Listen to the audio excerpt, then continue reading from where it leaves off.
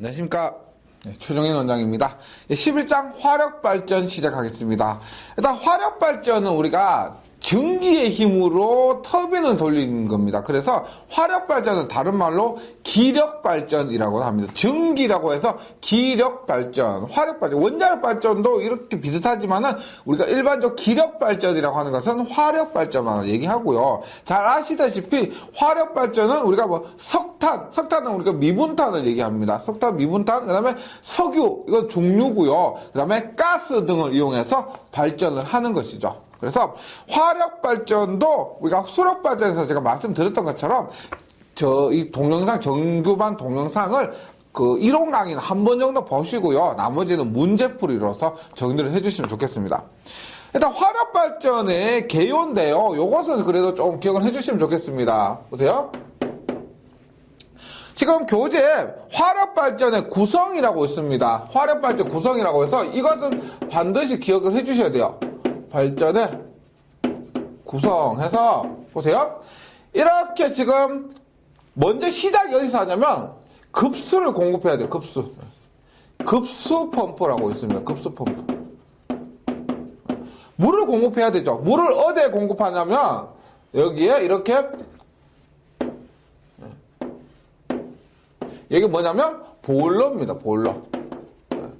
보일러 우리가 난방하는 그 보일러와 똑같아요. 급수펌프 물을 주면은 여기에서 연료를 투입해서 물을 끓여서 전기를 발생시키는데 우리가 여기 필수 조건으로 해서 과열기라고 있습니다.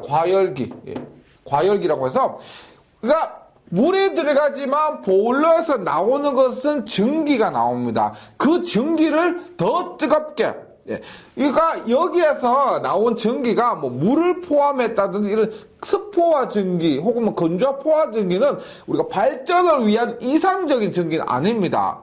그 전기를 과열기를 통해서 우리가 원하는 발전에 적합한 전기로 만들어서 과열 전기로 만들어서 우리가 터빈에 보내주는 거죠. 그래서 이 과열기도 필수 조건이에요.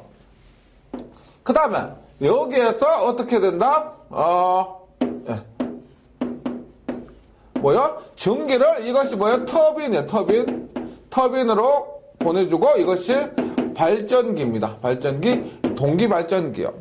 그 다음에 지금 터빈에서 전기가 들어갔다가 남은 전기가 있죠. 그것을 다 그냥 버리느냐? 이 아까워서 못 버리죠. 그래서 이것을 우리가 복수기라고 하면 복수시킨다라고 해요. 복수기를 통해서 다시 급수펌프로 이렇게 보내주는 겁니다. 이것이 화력발전의 구성인데 최소한 이 정도는 기억을 해주셔야 돼요. 최소한 이 정도는. 그리고 이렇게 해서 터빈에서 전기를 이렇게 추출합니다. 혹은 터빈의 전기를 이렇게 보일러로 추출하는 겁니다. 그래서 터빈에서 뜨거운 전기를 가지고 물을 데우는 것, 요것도 있고, 그 다음에 보일러에서 전기를 데우는 것, 요런 것도 있습니다. 그래서 우리가 실제 화력발전소의 기본 구성이 이렇게 되는데, 이번 화력발전 공부하면서 가장 중요한 부분이 이런 부분이에요. 요거는 기억을 해주시고요. 그 다음에 화력발전의 종류가 있습니다. 열원에 의한 분류로서 기력발전소, 대부분의 화력발전소는 이렇게 기력발전소를 얘기합니다. 석탄, 가스, 중류 등의 연료를 연소시켜서 그 연료 전기를 발생시켜서 전기를 얻는 발전소. 이건 전기 공부 안 하셔도 상식적으로 대충 알고 계실 겁니다. 그래서 기력발전소, 석탄, 가스, 중류 등의 연소로 가지고 하는 일반적인 화력발전소고, 내연력이 뭐예요? 내연력은 연료를 사용해서 내연기관, 엔진이죠, 엔진. 우리가 엔진 통해서 하는 비상발전기 이런 것들 얘기하는 겁니다. 그래서 연료를 이용해서 내연기관으로부터 얻은 동력을 발전기에 연결해서 운전하는 전기를 얻는 발전소고, 설비가 간단하고 첨도부와 시의 밀집 지역 등에 이용하는 비상발전소 이런 것들이라고 생각해 주시면 되겠습니다. 내연력은 엔진에 의한 거. 그 다음 용도에 의한 분류는 첨두부하 발전소. 첨두부하는 뭐냐?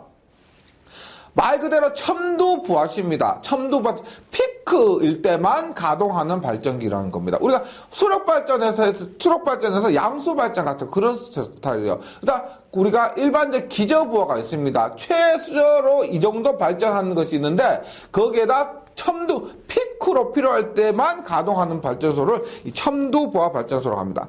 짧은 시간 동안 첨두시의 첨두부하를 담당하는 발전소고요. 그럼 기저부하 발전소, 이 상시 발전소 얘는 뭐냐? 기저부하라는 것이 최저 이만큼 발전해야 된다 해서 우리가 대용량의 원자력 발전소와 대용량 화력 발전소 이런 것들이 있죠. 이것이 기저 발전소가 됩니다. 그래서 한 해 동안 기저부하를 가지고 운전하는 발전소고요. 건설비가 고가일지라도 대용량의 고효율 발전소가 됩니다. 네, 그래서 대용량 화력 발전소나 원자력 발전소가 이런 것이 된다. 그 다음에 우리가 수력 발전하면서도 수력 발전 들어가기 전에 수력학이라고 했었죠. 그거와 마찬가지로 화력 발전하면서도 이렇게 연력학을 기본적으로 해주시기 바랍니다. 보세요. 우리가 열량에서 잘 아실 겁니다. 1kcal 뭐 저처럼 살을 좀 뭐 빼고 이런 사람들 관심이 많으실 겁니다. 우리가 열량 다이어트하고 할 때는 1kcal 몇 kcal 뭐 밥 한 공기에 몇백 kcal 이런 얘기를 하죠, 맞죠? 그런 것처럼 요 kcal가 우리 화력 발전에서도 굉장히 중요한 요소가 됩니다. 표준 기압하에서 물 1kg을 1도씨 상승하는데 필요한 열량을 1kcal라 하고요. 1kcal는 860분의 1kWh 해서 요거는 기본적으로 뭐 상식적으로 기억을 해주시기 바랍니다. 보세요. 1kWh는 약 860kcal입니다. 칼로리니까 여기에서 1kcal는 얼마다? 1kg는 860분의 1kWh가 됩니다. 왜 그러냐면 지금 석탄이나 석유나 가스 등은 단위가, 열량의 단위가 이렇게 킬로칼로리예요.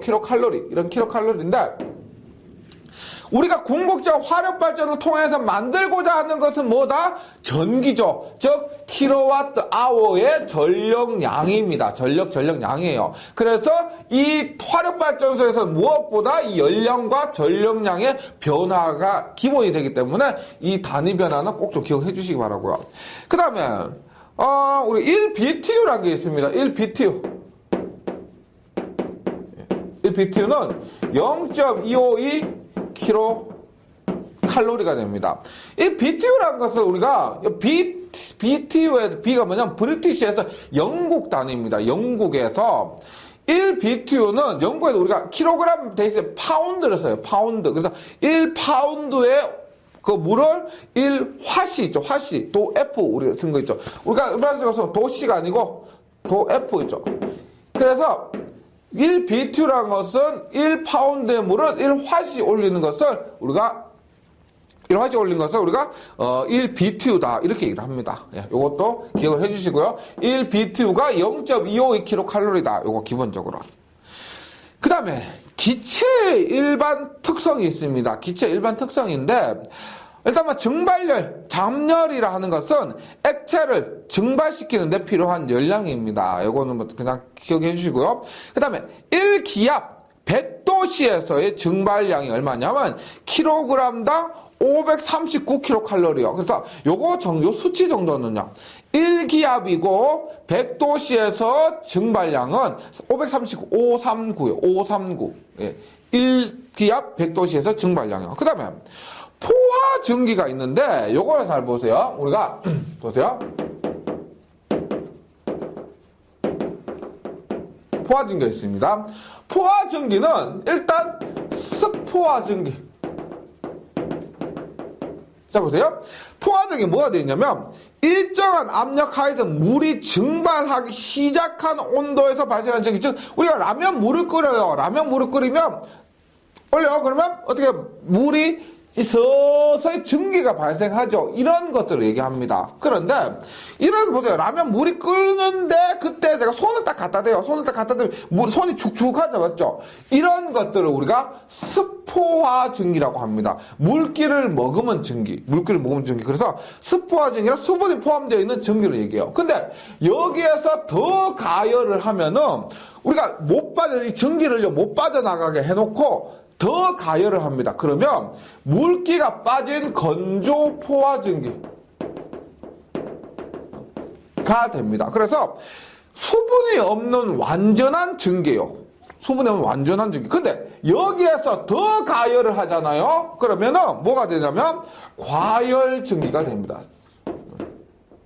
그러니까 일단 포화 증기를 가열하면은 이제 과열 증기가 되는데, 이 과열 증기가 뭐냐면 우리가 전력을 발생하는데 딱 적합한 증기라는 겁니다. 즉, 과열 증기 뭐냐면 건조 포화 증기를 계속 가열해서 물기도 없는 상태에서요. 물기도 없는데 거기에다가 온도와 최적만을 증가시켜서 터빈을 돌리는데 최적화된 증기라고 보시면 되겠습니다. 그래서 과열 증기요. 앞에 제가 말씀드릴 때 화력발전소에는 과열기가 있습니다. 과열기. 그래서 보일러에서 이만큼 만들 수가 있는데 그것을 과열 증기로 만들기 위해서는 과열기가 필요하다. 이 말입니다. 그 다음에 인계점 정도는 참고해 주시고요. 그 다음에 또 중요한 게 뭐냐면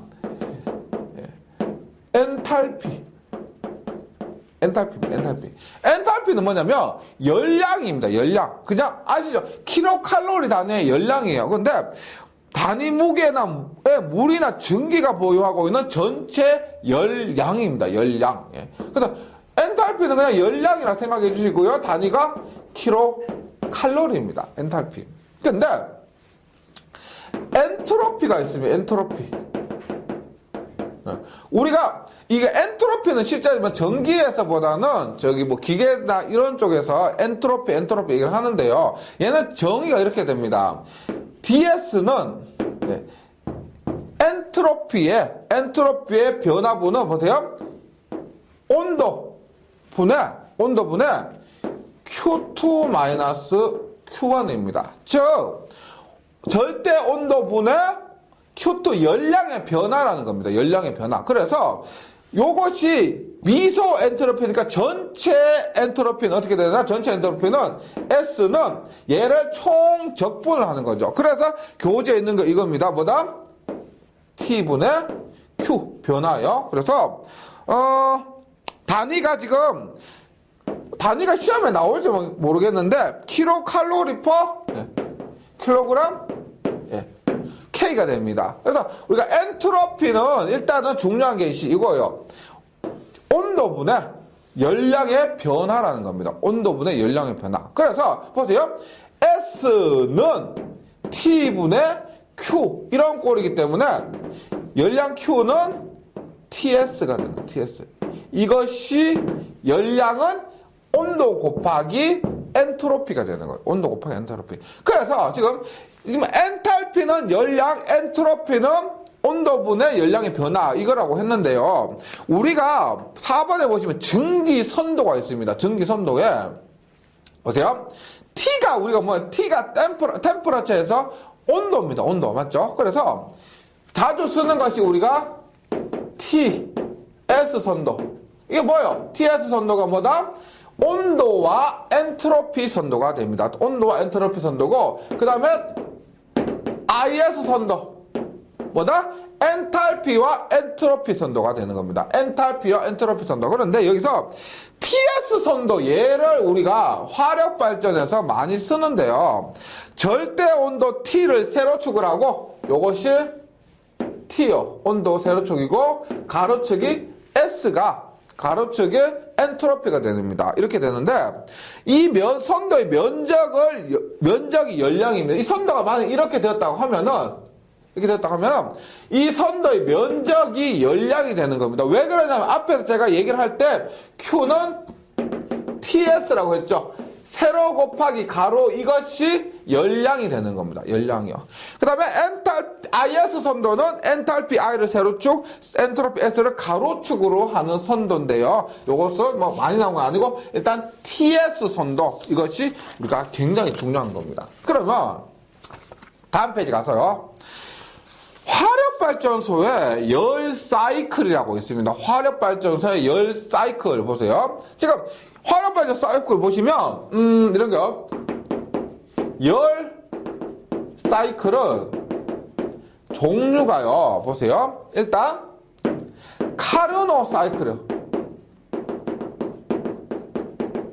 지금 여기서 말하는 TS 선도를 얘기하면 TS 온도와 엔트로피 선도를 얘기하는 겁니다. 이것을 때 카르노 사이클 있고요. 그 다음에 랭킨 사이클에서 랭킨 사이클. 그 다음에 재생 사이클, 재열 사이클, 그리고 재생 재열 사이클. 이렇게 5가지가 있는데요. 지금부터 공부를 하는데 카르노 사이클은 가장 이상적이요. 이렇게 될 수는 없는데 가장 이상적인 사이클이 우리가 열의 사이클이 이렇게 흘러가면은 이상적이라는 겁니다. 일단 실제는 이렇게 되는데 우리가 가장 랭킨 사이클은 가장 기본적이요. 기본적. 그러니까 가장 기본 다른 열을 아끼기 위해서 다른 조치를 취하지 않았을 때 가장 기본적인 사이클이 이 랭킨 사이클이 됩니다. 랭킨 사이클이고 재생 사이클과 재열 사이클은 우리가 전기를 가열한다든지 급수를 가열한다든지 그런 것이고 그러니까 재열 사이클은 실제로 얘는 이상적이고요. 재생 재열은 실제 열 효율 우리 가장 좋은 거. 이것이 재생 재열 사이클입니다. 그래서 기본적으로 있죠. 우리가 열 사이클 요거 2개는 카르노 사이클과 랭킨 사이클은 시험에 굉장히 잘 나오거든요. 얘들은 우리가 특별한 모양 정도만 모양이나 혹은 그 중요한 기구가 있습니다. 그 부분만 기억해 주시고요. 우리가 카르노 사이클과 랭킨 사이클에 있어서는 꼭 좀 용어를 숙지를 해주셔야 됩니다. 근데 이 부분이 아시겠지만 온도는 괜찮은데요. 이 엔트로피 자체가 좀 복잡하기 때문에 그 과정을 좀 설명드리긴 어렵고요. 이거 자체를 암기를 좀 해주시기 바랍니다. 그래서 먼저 카르노 사이클이 있습니다. 카르노 사이클인데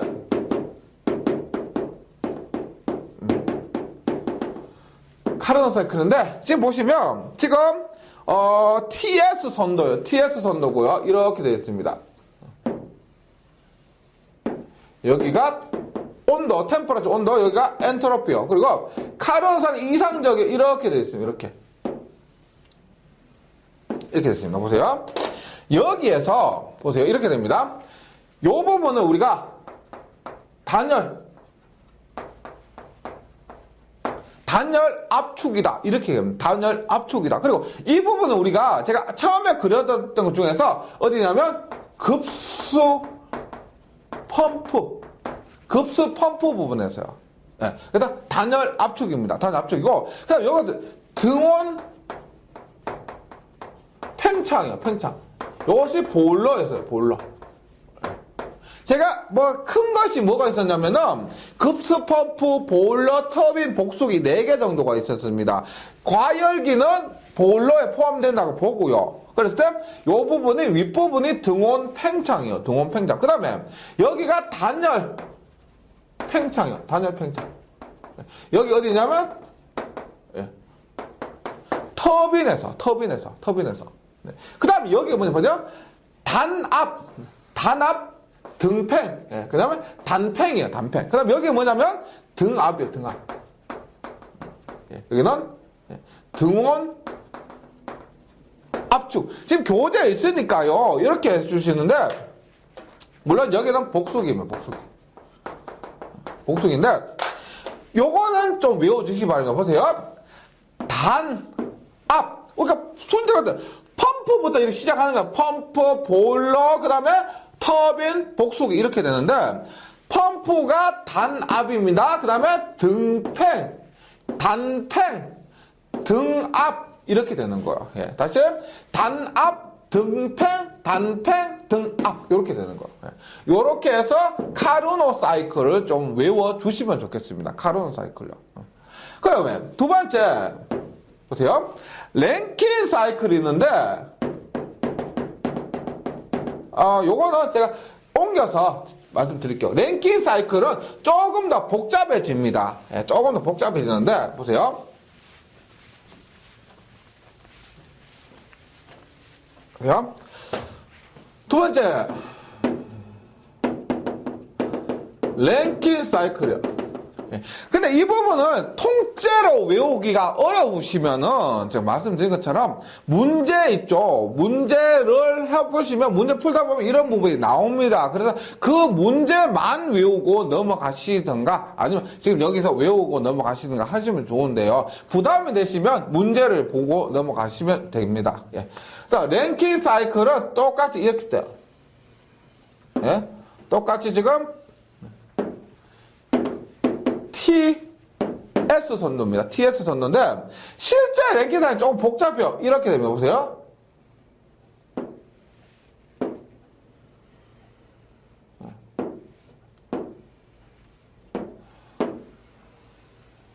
이렇게 돼요. 보세요. 지금 요 부분 똑같아요. 지금 앞에서도 했지만 원래 우리가 카르노 사이클은 이 직사각형 이렇게 됐죠. 이렇게 됐었습니다. 그래서 이게 뭐냐면 단압, 등팽, 그 다음에 단팽, 등압 이렇게 됐죠. 요거는 다 똑같습니다. 이건 똑같은데요. 지금 실제 여기서 여기까지 있죠. 이게 뭐냐면은 볼러예요. 볼러. 예. 그 다음에 요게 뭐냐면 과열기입니다. 과열기. 예. 과열기요. 그 다음 얘가 뭐냐면 과열기라면 터빈은 터빈. 요것이 뭐다? 급수 펌프가 됩니다. 급수 펌프. 급수 펌프가 아니고 복수기죠. 복수기. 요것이 복수기. 똑같죠? 요것이 뭐다? 급수 펌프가 됩니다. 나머지는 다 똑같아요. 나머지는 다 똑같은데 우리가 없었던 게 뭐가 있었냐면 요거 없었죠. 요 부분 요렇게 올라가는 부분 요렇게 올라가는 부분이 없었잖아요. 우리가 그 카르노 사이클에서 이것이 없었습니다. 이게 뭐냐면 등압 가열이요.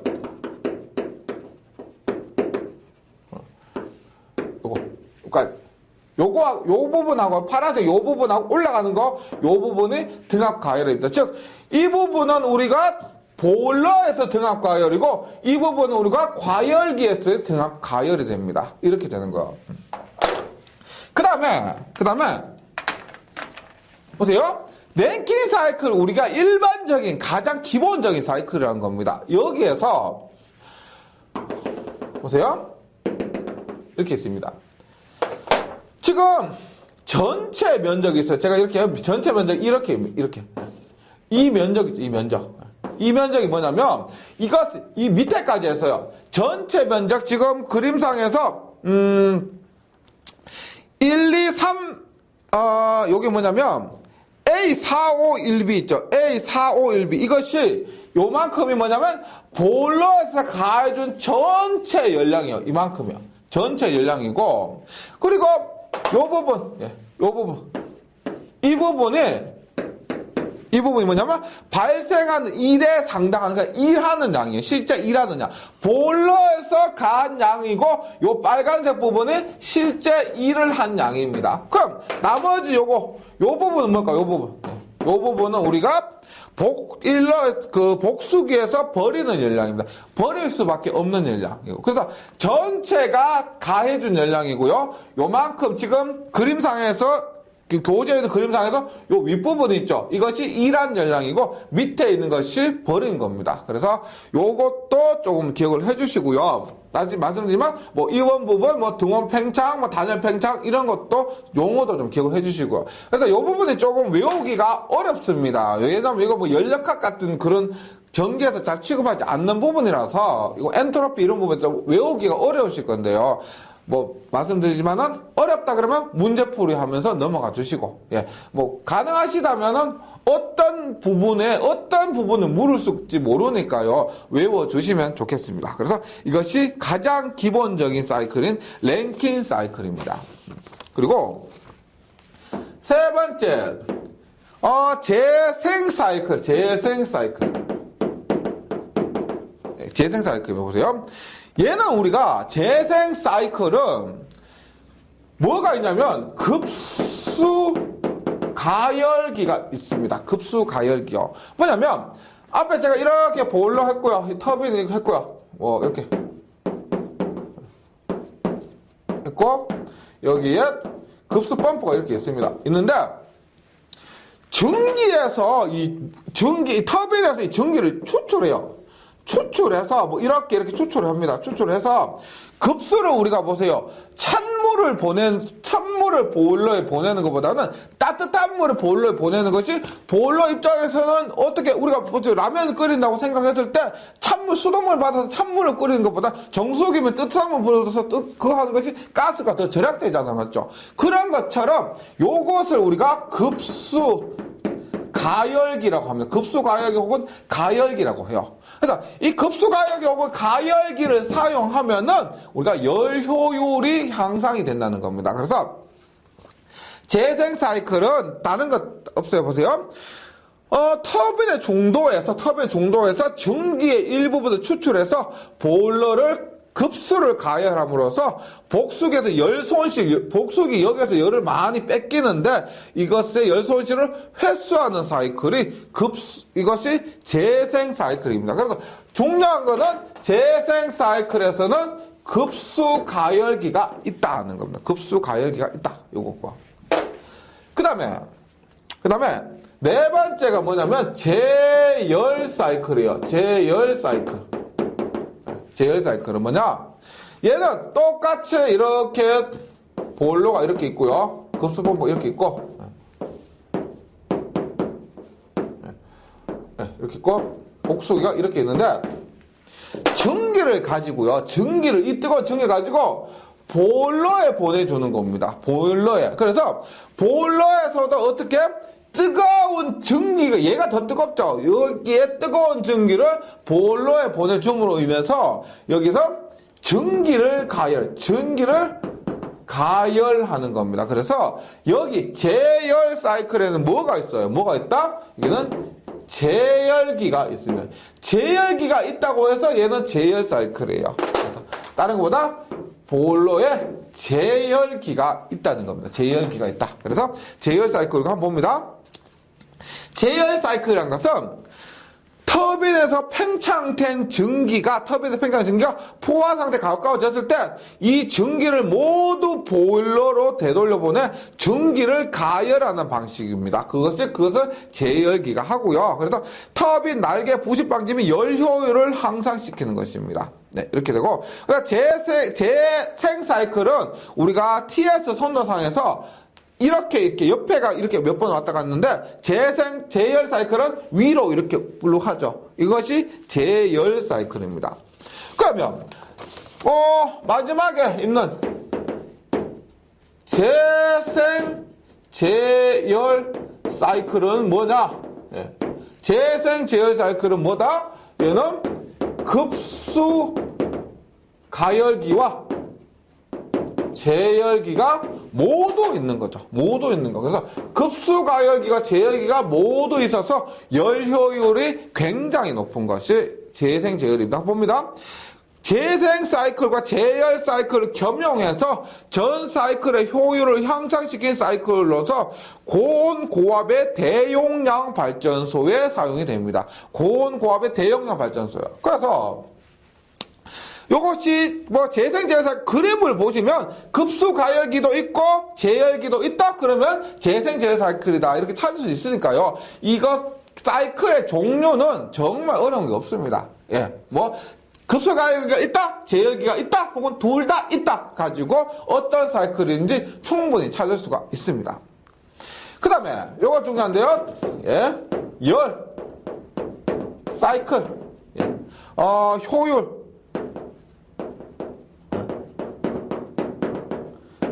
향상 대책입니다. 열사이클 효율 향상 대책으로서 일단 첫 번째 봅니다. 이것은 뭐 앞에서 했지만 과열 증기 사용이요. 말씀드렸죠? 스포와 증기, 그 다음에 건조파 증기가 아닌 과열기를 사용해서 과열 증기를 사용한다. 이것이 과열 증기인데 증기 온도 및 압력을 향상시키는 거죠. 그 다음에 우리가 열 낙차 증가를 하려면은 진공도가 높은 것이 좋습니다. 진공도가 높은 것이 열 낙차를 증가시키기 위해서 좋다. 그 다음에 터빈 출구에 배기가스 출구에 배기가스 압력을 낮게 유지하면 높게가 아니고요. 낮게 유지할수록 배기가스 압력을 낮게 출구에 나가는 부분에서 낮게 유지하는 게 좋고요. 그 다음에 뭐 방금 한 건 제열 사이클. 재열 사이클을 채용하면은 우리가 열 사이클을 가장 열 사이클의 효율을 높게 할 수가 있습니다. 그래서 요거 4개 정도는 좀 기억을 해주시기 바랍니다. 뭐 주관식은 아니니까요. 뭐 대충 아주 과열증기 사용, 진공도 높게, 그 다음에 배기가스 압력 낮게, 재생제열 사이클 이렇게요. 화력발전 일단 이번 시간은 여기까지 하고요. 다음 시간에 뭐 보일러에 대해서 그 다음에 앞에서 말씀드렸던 거 있죠. 우리가 화력발전은 보일러부터 터빈, 그냥 복수기, 급수기 이런 순서로 간다고 하는 거예요. 그런 것들을 보일러부터 순서대로 공부하도록 하겠습니다. 여기까지 한 거, 요거 사이클 잘 나오니까요. 꼭 좀 기억해 주시고요. 예, 정리 잘 해주시고 저는 다음 시간에 다시 뵙겠습니다. 수고하셨습니다.